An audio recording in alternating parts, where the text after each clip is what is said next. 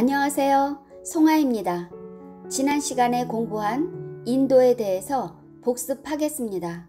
인도에서 순폐지기로 기륭의 연관성을 설명합니다. 이렇듯이 순폐지기는 명리학에서 중요한 핵심입니다. 그러므로 깊이 탐색해야 할 부분입니다. 사람이 태어나면 태어난 해, 월, 일, 시를 상형 문자인 사주팔자로 정해집니다. 명이 정해지면 사주팔자는 가는 길이 결정됩니다. 그래서 사주팔자가 가는 길을 대운이라고 합니다. 이 두 자를 합쳐서 운명이라고 합니다. 운명을 볼 때 가장 우선돼야 할 것은 사주 원국의 음양 오행이 어떻게 구성되었는지를 파악해야 합니다.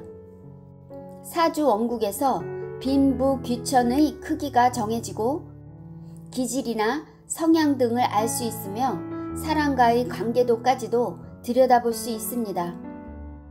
이러한 사주 원국이 활발하게 진행되려면 대운이나 세운의 영향이 미치는 바가 큽니다. 그래서 사주 원국과 대운의 흐름을 보고 해마다 들어오는 세운과의 작용으로 일어나는 일이나 현상을 제대로 판단할 수 있습니다. 고전에서 보면 명보다 운이 좋은 것을 따라갈 수 없다고 하였습니다. 초안지의 명장 한신이 천하제패의 공을 세웠지만 운이 바뀔 때마다 롤러코스터를 타는 것처럼 극과 극을 달립니다. 이렇듯이 명보다는 운이 훨씬 더 강하게 대세를 이끌어 갑니다. 그러므로 사주 원국과 대운과 세운 관계에서 기륭이 결정됩니다. 사주 원국에서 순폐지기를 살피려면 태어난 날을 일간으로 삼고 그것을 중심으로 오행의 구성을 살펴야 합니다. 어떤 오행이 어떻게 작용하는지를 알아야 마땅히 생할 것과 마땅히 극할 것을 순폐지기로 응용할 수 있습니다. 예를 들어 천간의 기가 약한데 지지가 생하여 주거나 지지의 오행이 쇠약한데 천간이 도와주거나 하면 천간과 지지가 서로 순하여 기랍니다.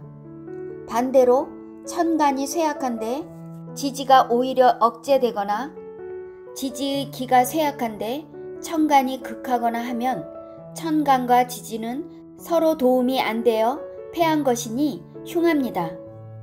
오행의 상생과 상극도는 다음과 같습니다. 상생은 목생화, 화생토, 토생금, 금생수, 수생목으로 부모가 자식을 키워내는 것처럼 부드럽고 순합니다. 상극은 수극화, 화극금, 금극목, 목극토, 토극수로 금화교역이 이루어진 상극작용은 더위가 기승을 부려도 오후가 되면 물러가는 현상으로도 설명할 수 있습니다.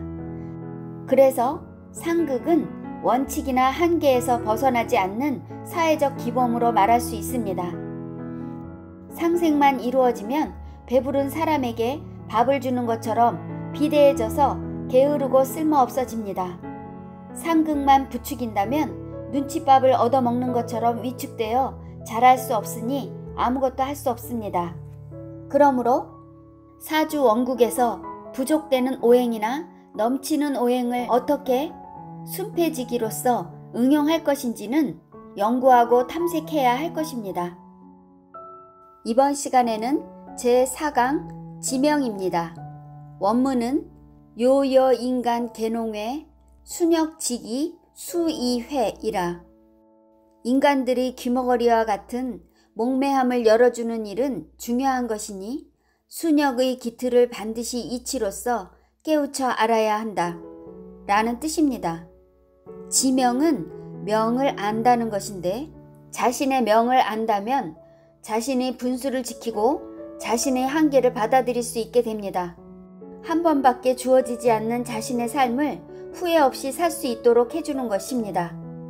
명이란 자연의 섭리 속에서 살아가는 사람이 자연과 합의되는 원리를 뜻합니다. 그러므로 자연의 순리에 따라 거스리지 않고 살아갈 수 있는 원리를 깨달는 것이 바로 지명입니다. 요여 인간 개농해에서 귀머거리 농자와 귀머거리 외자를 겹쳐서 쓴 것은 양쪽의 귀가 먹어서 세상의 소리를 듣지 못하니 사리에 어두워서 무지함을 강조하는 것입니다.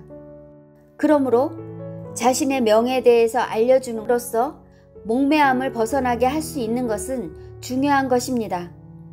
순역지기 수2회에서 순역지기란 사주 원국의 오행이 대운이나 세운의 흐름에 따라 사주 오행과 균형을 이루면 순이라 하고 그렇지 않으면 역이라고 합니다.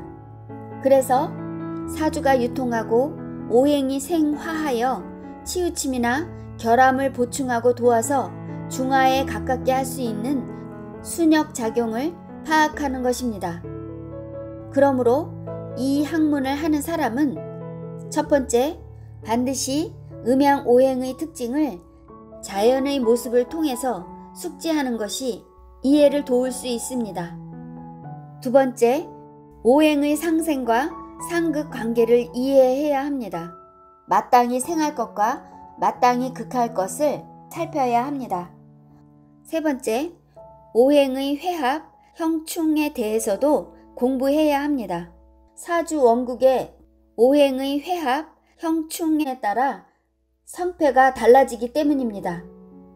그래서 사주에 배치된 오행의 구조나 특성을 순역의 기틀이라고 할 수 있습니다. 그러므로 순역 작용을 반드시 이치로서 해통해야만 귀머거리의 목매함을 깨우쳐 주는 것이니 이것이 명을 공부하는 목적입니다.